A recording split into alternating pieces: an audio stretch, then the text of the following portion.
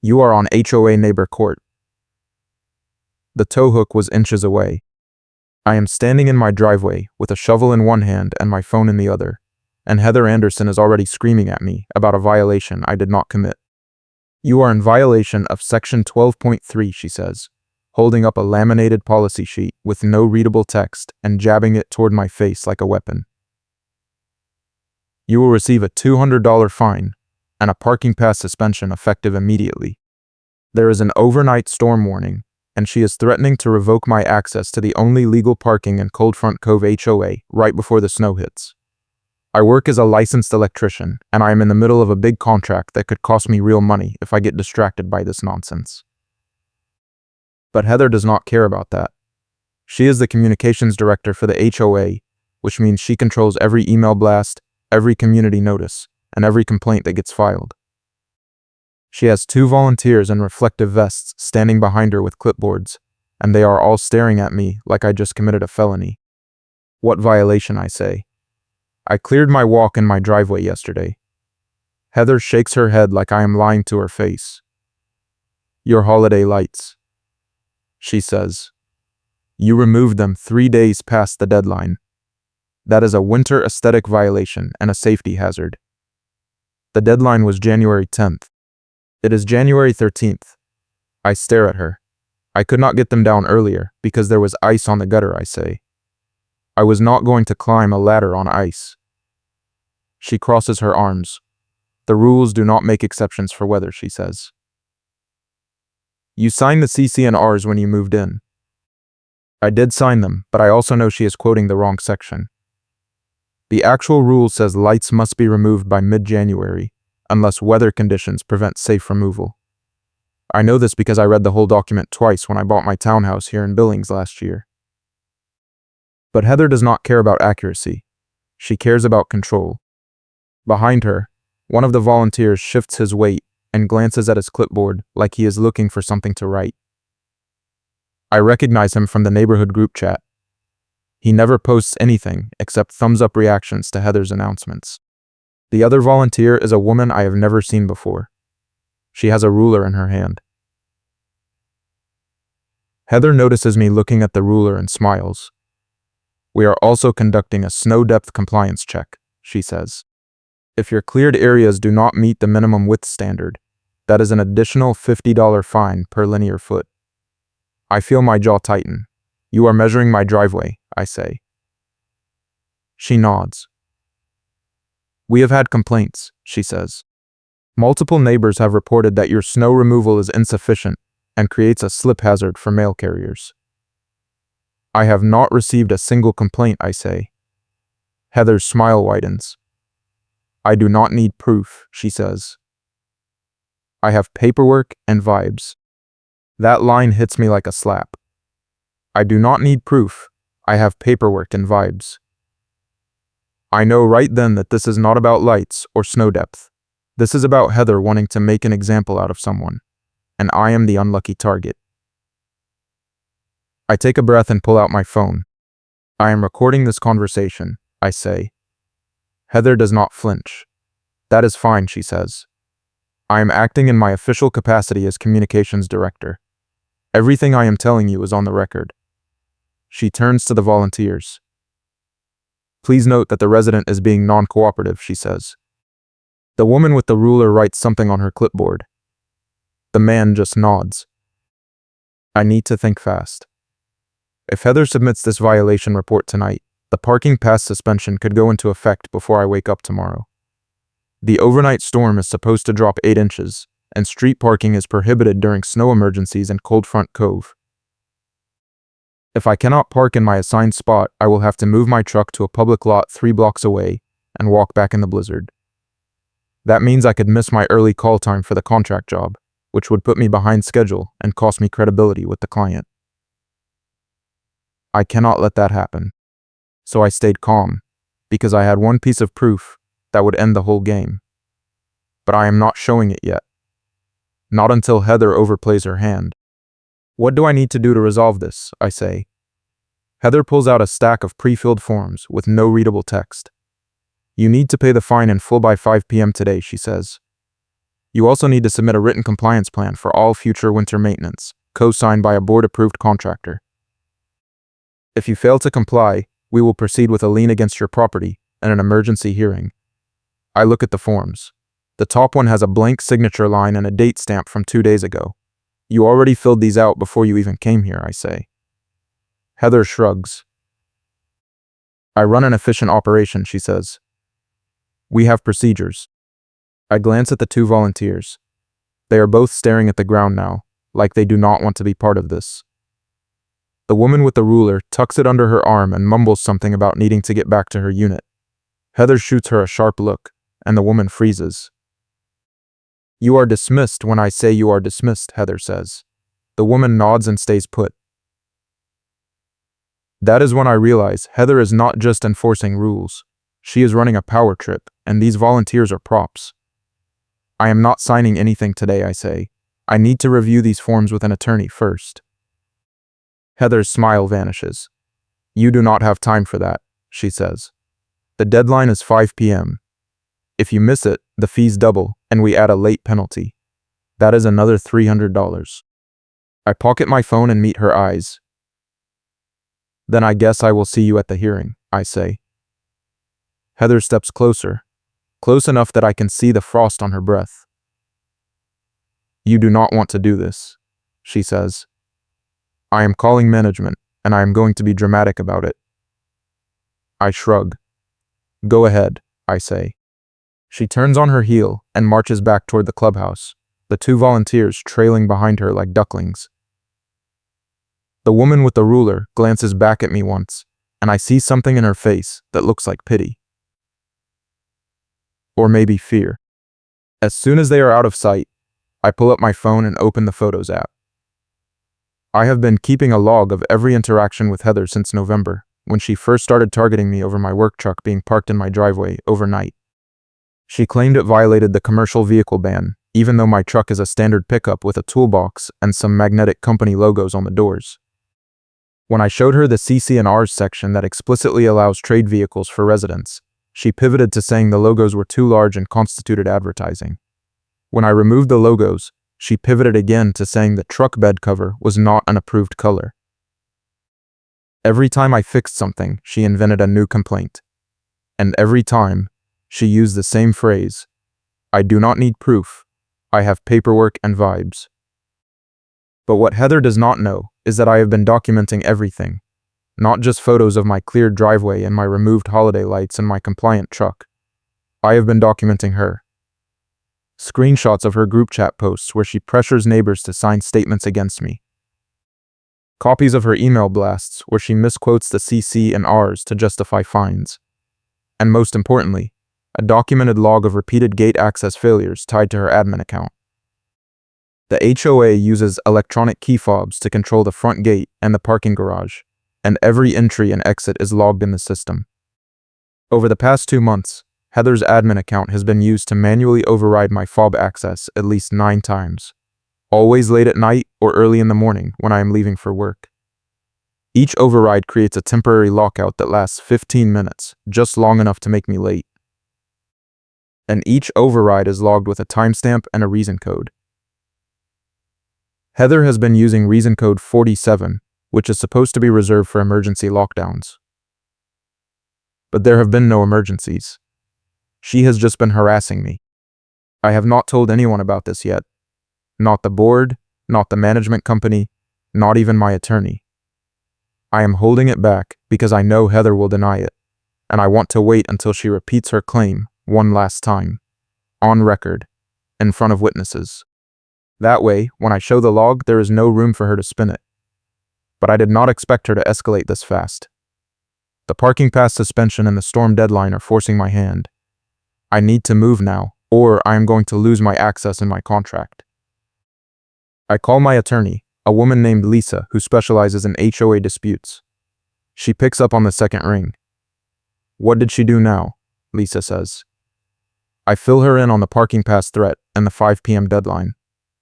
Lisa sighs. She is trying to rush it through quietly, Lisa says.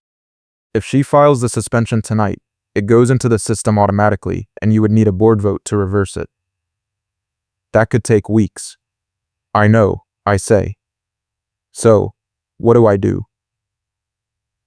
Lisa pauses. You need to file a formal objection before 5 p.m., she says. That triggers a mandatory review period and blocks any automatic enforcement. I will draft it and email it to you in the next hour. You print it, sign it, and hand-deliver it to the management company office before they close. Do not give it to Heather. She will lose it. I thank her and hang up.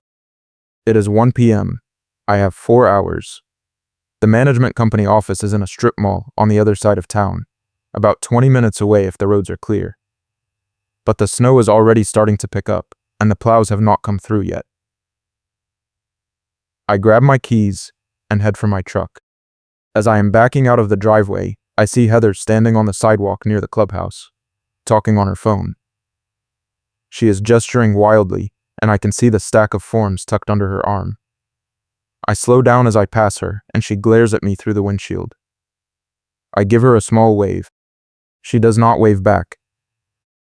The drive to the management office takes 35 minutes because of the snow.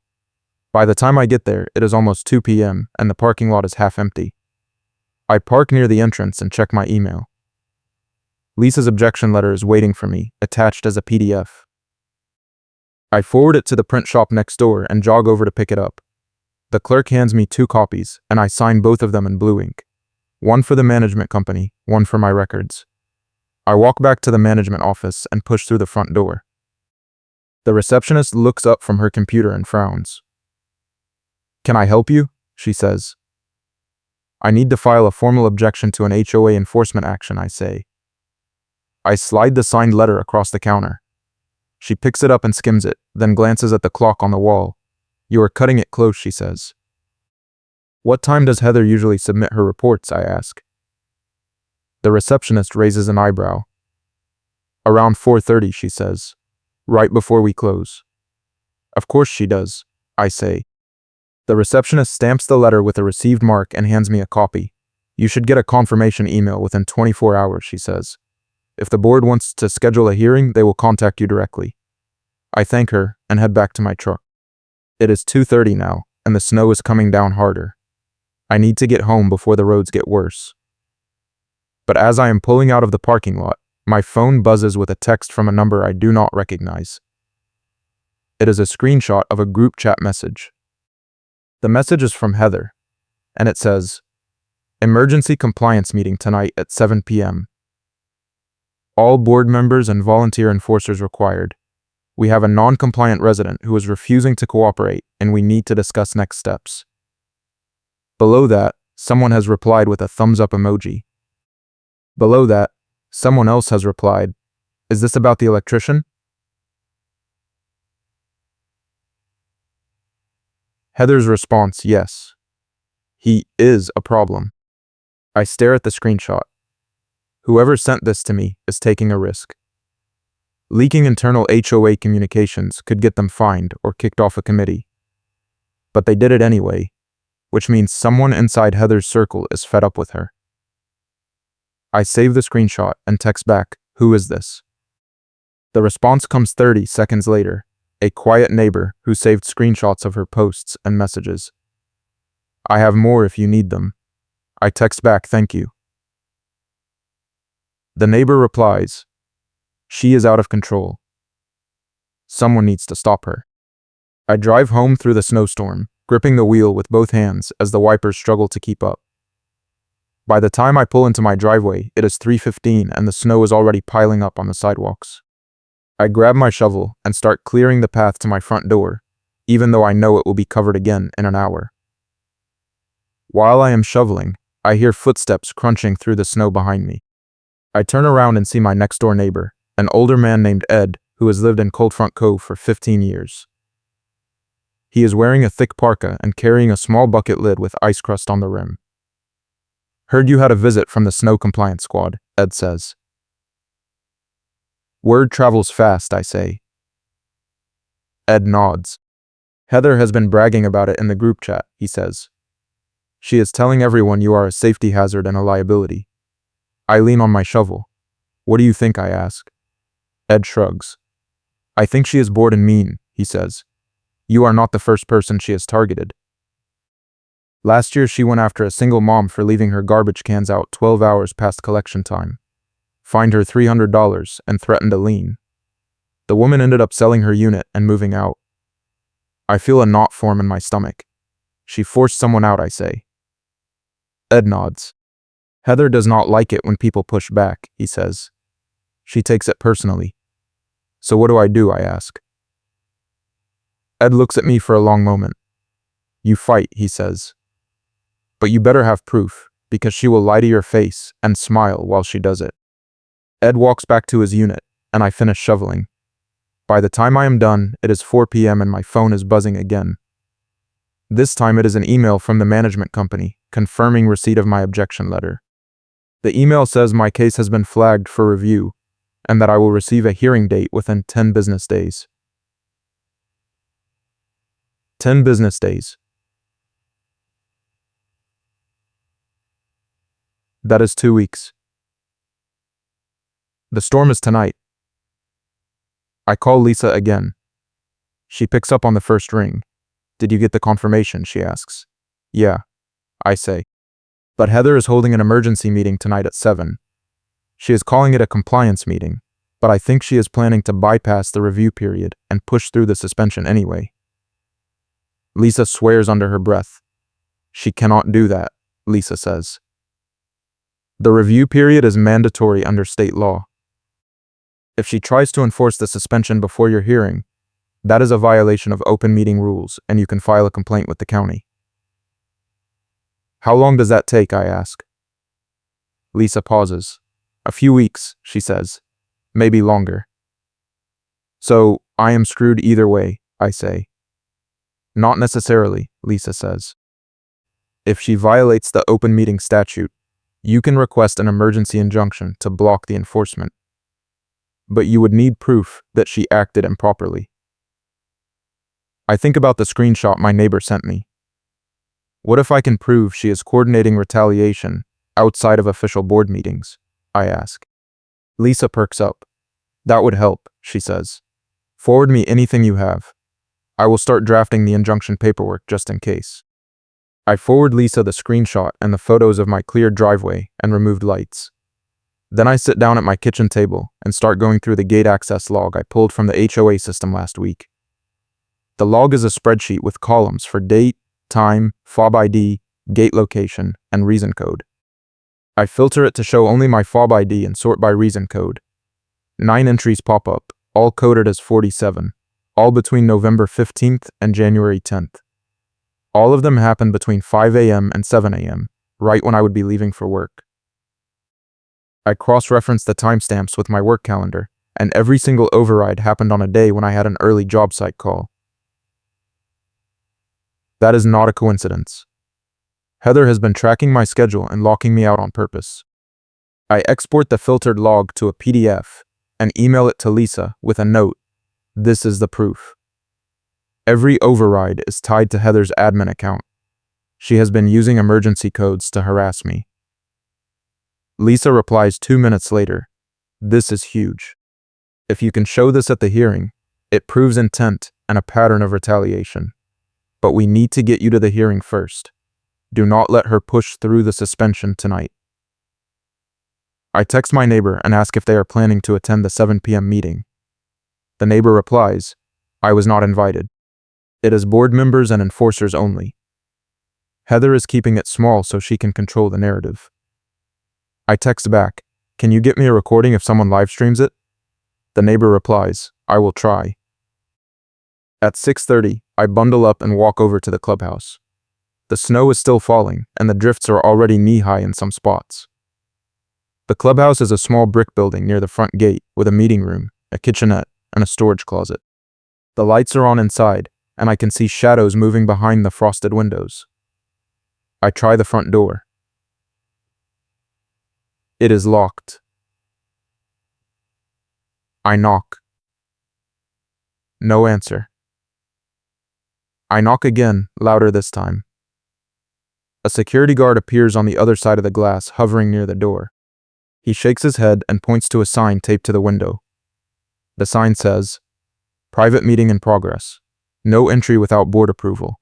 There is no readable text on the sign, but I can see the HOA logo at the top. I pull out my phone and start recording. I am a resident of Coldfront Cove HOA, I say loudly, and I have a right to attend any meeting that affects my property. The security guard does not move. I knock one more time, and the door swings open. Heather is standing there, arms crossed, with a laminated quiet hours notice in one hand. "This is a closed executive session," she says. "You are not invited." "Executive sessions are for personnel matters and legal consultations," I say. "This is a compliance meeting about my property. That makes it a public meeting under state law." Heather narrows her eyes. "We are discussing multiple residents," she says. "Your case is just one item on the agenda." "Then I have a right to be present for my item," I say. Heather steps forward and pulls the door shut behind her, leaving the security guard inside. "You are trespassing," she says. "If you do not leave, I will call the police." If you are enjoying this story, please hit the like button and subscribe for more HOA drama. I hold up my phone. "I am recording this," I say. "You just threatened to call the police on a resident who is exercising his legal right to attend an open meeting. That is retaliation, and it is a violation of the open meeting statute." Heather's jaw tightens. "You do not know what you are talking about," she says. "I know exactly what I am talking about," I say. "And if you proceed with this meeting without notifying affected residents, I will file a complaint with the county and request an emergency injunction to block any enforcement actions." Heather laughs. "Good luck with that," she says. "The county does not care about HOA disputes." "We will see," I say. Heather glares at me for another few seconds, then spins around and goes back inside. The door locks behind her with a loud click. I stand there in the snow, phone still recording, and wait. 5 minutes pass. 10. At 7:15, the lights inside the clubhouse dim and the shadows disappear. The meeting is over. The front door opens and Heather walks out, followed by 3 board members I recognize from the annual meeting last year. One of them is carrying a folder. Heather sees me and stops. "Still here," she says. "Still here," I say. She walks past me without another word, and the board members follow. I watch them disappear into the snow, then I turn and head back to my unit. At 8 p.m., my phone buzzes with a text from my neighbor. "I got a partial recording," the neighbor says. One of the board members was live streaming the meeting to another volunteer who could not make it. I recorded the stream. "Do you want it?" "Yes," I text back. The neighbor sends me a video file. It is 17 minutes long, and the audio is muffled, but I can make out voices. Heather is talking about me. She is saying I refused to comply with multiple directives, and that I verbally threatened her during the driveway inspection. That is a lie. I never threatened her. I stayed calm the entire time. But she is telling the board I am dangerous and unpredictable, and she is recommending immediate suspension of my parking pass and a $500 emergency fine for non-compliance. One of the board members asks if I was notified of the meeting. Heather says she sent me an email. Another lie. I check my inbox. No email from Heather. No email from the HOA. Nothing. I forward the video to Lisa with a note she is lying on the record. Lisa replies, "This is a slam dunk. File the injunction paperwork first thing tomorrow morning. I will meet you at the courthouse at 8 a.m. I set my alarm for 6:30 and try to sleep, but I keep waking up to check the window. The snow is still falling. By midnight, there are at least 10 inches on the ground, and the plows still have not come through. At 2 a.m., I hear a truck engine idling outside. I get up and look out the window. A tow truck is parked in front of my building, and a man in a reflective vest is standing next to my pickup, shining a bright flashlight at my windshield.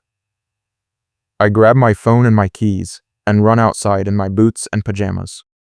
"What are you doing?" I shout. The tow truck driver turns around and raises the flashlight, shining it directly in my face. I am removing a vehicle with an expired parking authorization, he says. My authorization is not expired, I say. I step closer and see a laminated notice taped to my driver's side window. The notice has no readable text, but I can see the HOA logo at the top. Who called this in, I ask. The driver shrugs. I just got the work order, he says. Somebody from the HOA management company. I pull out my phone and call Lisa. It is 2 a.m., but she picks up. Heather is trying to tow my truck right now, I say. Lisa swears. Do not let him hook it, she says. Tell him you have an active objection on file and that any tow would be unlawful.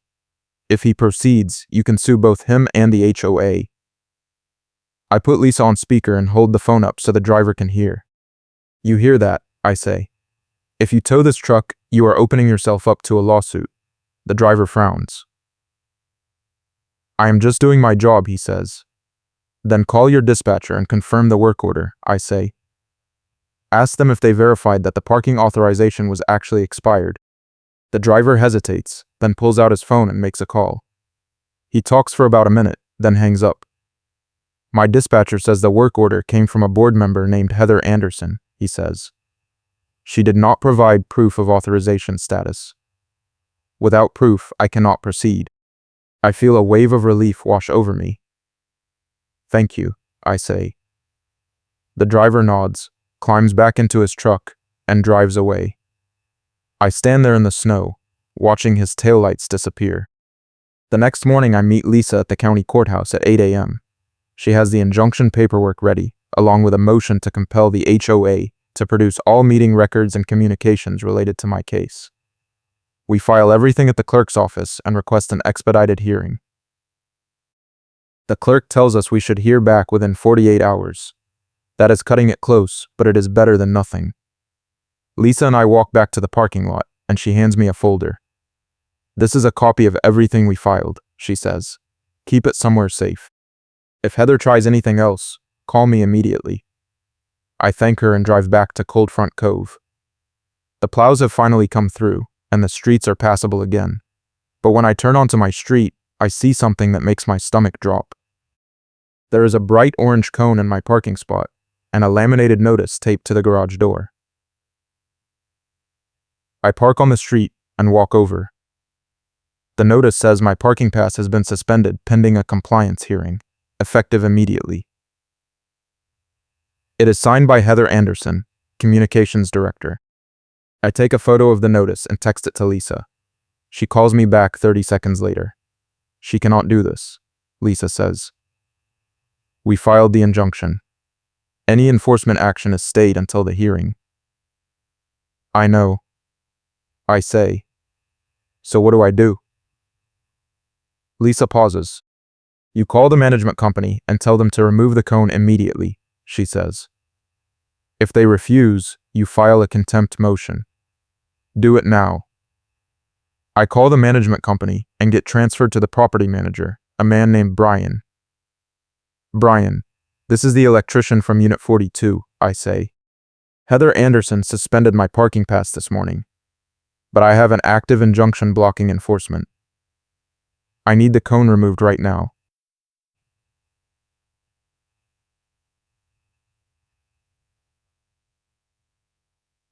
Brian sighs. I will look into it, he says. Look into it fast, I say. I have a job site call in 2 hours and I need to park my truck. Brian promises to call me back within the hour. I hang up and walk back to my unit. On the way, I see Ed shoveling his driveway. He waves me over. Heard about the tow truck, Ed says. You okay? I am fine, I say. But Heather is not done yet. Ed leans on his shovel. She never is, he says. But word is spreading. People are starting to ask questions. What kind of questions, I ask. Ed glances around, then lowers his voice. People are asking why she is spending so much time and money targeting one guy, he says. Some folks think she has got a personal grudge. Others think she is trying to make an example so nobody else challenges her. Either way, she is losing support. Keep fighting.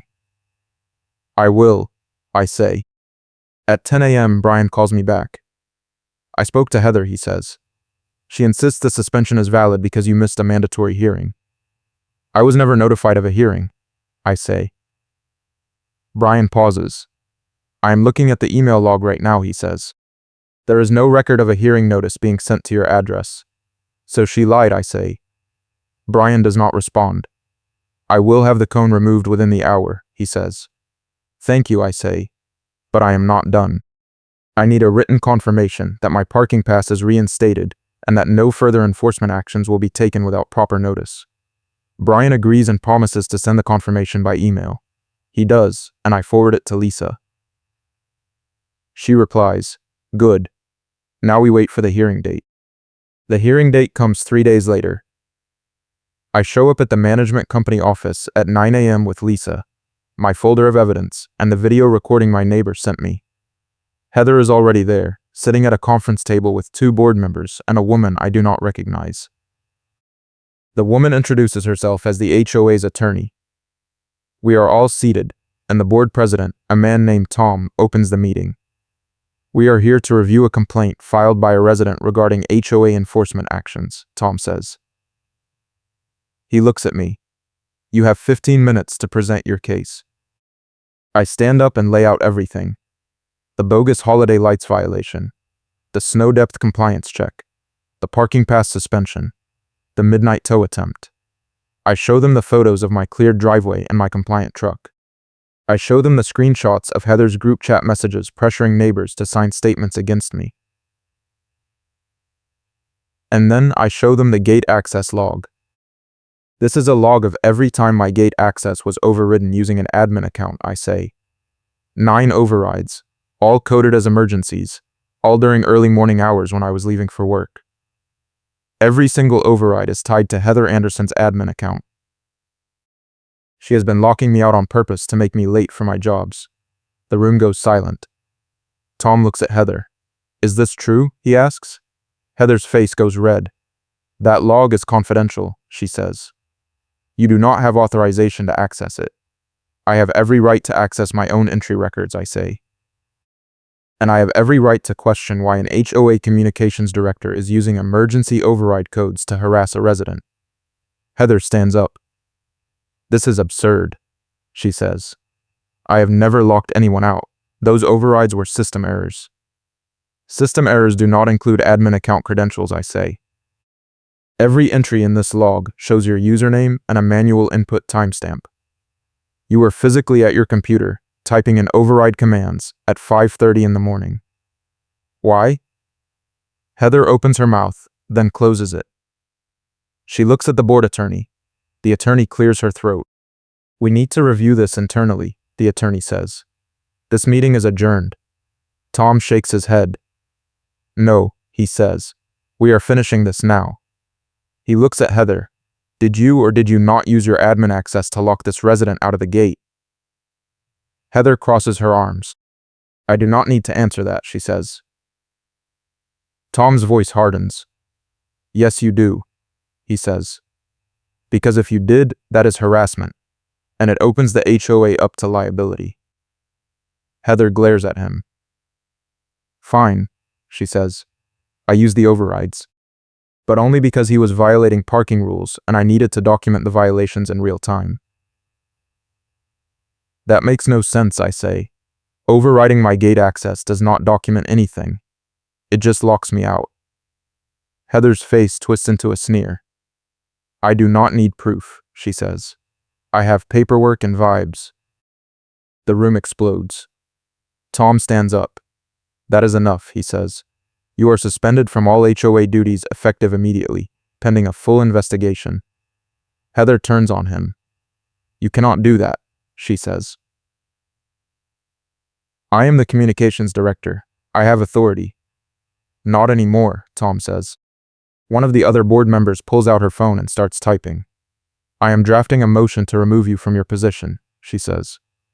We will vote on it at the next board meeting. Heather looks around the table, her mouth open, searching for an ally. Nobody meets her eyes. She grabs her stack of pre-filled forms and storms toward the door. On the way out, she stops and glares at me. I am calling management, and I am going to be dramatic about it, she says. Good luck with that, I say. The door slams shut behind her. Tom exhales and sits back down. I apologize for that, he says. We had no idea she was operating this way. I appreciate that, I say. But I need more than an apology. I need the parking pass reinstated, the fines refunded, and a written guarantee that there will be no retaliation. Tom nods. Done, he says. We will also issue a formal no-contact directive prohibiting Heather from communicating with you or initiating any further enforcement actions. If she violates it, she will be removed from the HOA entirely, and we will pursue legal action. The board attorney makes a note. I will draft the settlement agreement, she says. You should have it by end of business tomorrow. Lisa stands up. We also want a written ban on retaliatory winter enforcement, she says. Any future violations need to be verified by an independent third party before fines are issued. And if the HOA violates that process, there should be financial penalties. Tom looks at the attorney. Can we do that? He asks. The attorney nods. It is unusual, but given the circumstances, I think it is reasonable. We will include penalty clauses in the settlement. Lisa smiles. Perfect, she says. We leave the office and walk back to my truck. Lisa is grinning. That was beautiful, she says. You nailed her. I could not have done it without your help, I say. Lisa shrugs. You did the hard part, she says. You stayed calm, you gathered proof, and you did not let her bully you into backing down. A lot of people would have just paid the fine and moved on. I was not going to let her win, I say. Lisa pats my shoulder. Good, she says. Because she has been doing this for years, and nobody has ever stood up to her like that. You just changed the game for everyone in this HOA. The settlement agreement arrives the next day via email. It includes everything we asked for, full refund of all fines and fees, reinstatement of my parking pass, a written no-contact directive, and a ban on retaliatory winter enforcement with penalty clauses for violations.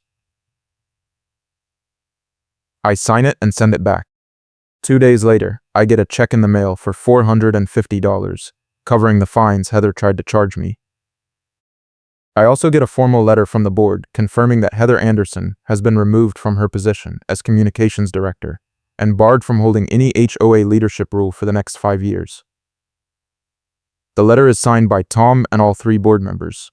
I frame it and hang it in my office. A week later, I run into Ed at the mailboxes. He is holding a small bucket lid with ice crust on the rim, the same one he had before. You did it, Ed says. Heather is gone. Everyone is talking about it. I heard she tried to appeal the board's decision, I say. Ed nods. She did, he says. But nobody would support her. Turns out she has been pulling the same garbage with at least 5 other residents over the past 2 years. Once your case went public, they all came forward with their own complaints. The board is conducting a full audit of her enforcement records. They are finding all kinds of violations. Unauthorized fines, missing documentation, falsified hearing notices. She is done. I feel a surge of satisfaction.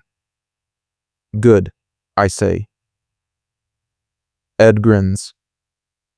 You know what the best part is, he says. What? I ask.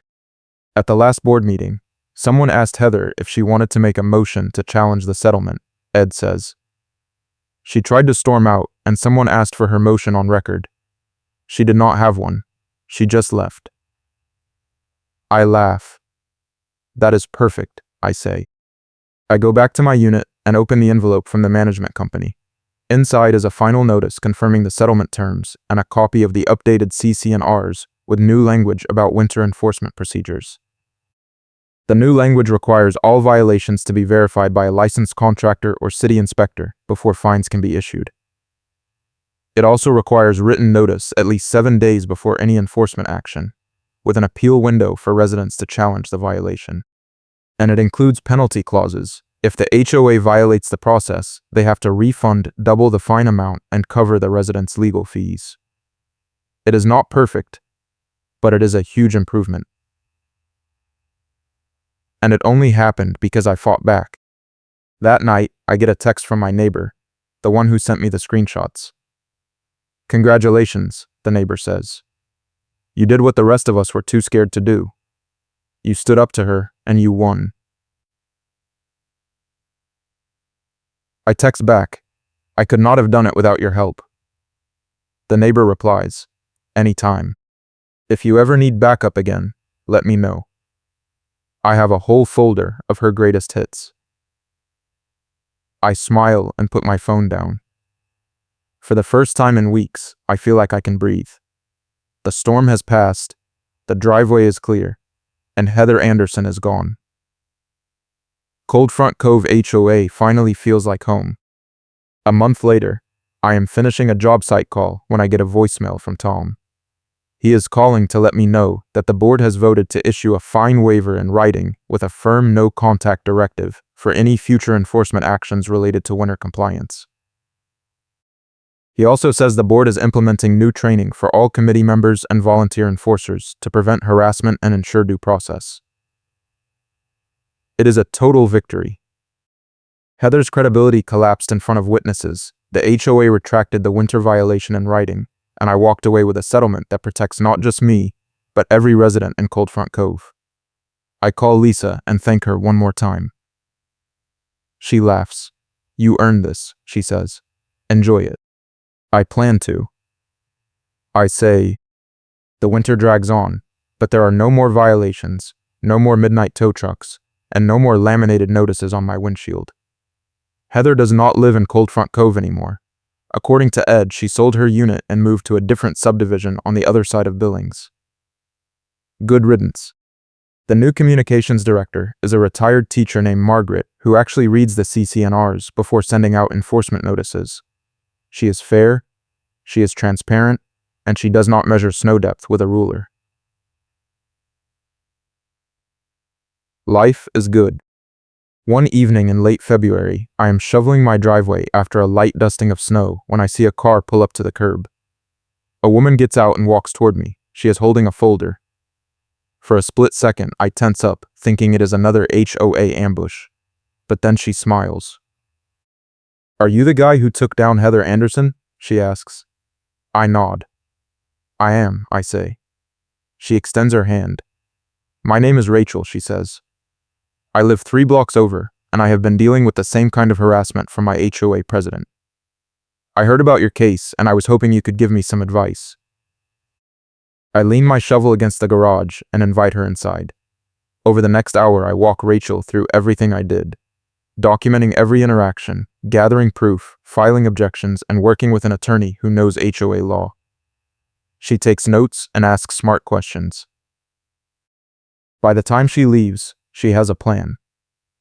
A week later, she texts me to say she filed a formal complaint against her HOA president and requested a hearing. 2 weeks after that, she texts me again. I won. They refunded my fines and put the president on probation. "Thank you for showing me it was possible." I text back, "Anytime. Keep fighting." And that is how it ends. Not with a dramatic final showdown or a last-minute twist, but with a quiet victory that ripples out and helps other people stand up for themselves. Heather Anderson thought she could bully me into submission with paperwork and vibes. But I stayed calm, gathered proof, and used the system against her, and in the end, she lost everything. Her credibility, her position, her power. All because she underestimated one electrician who refused to back down. Thanks for watching, and I will catch you in the next one.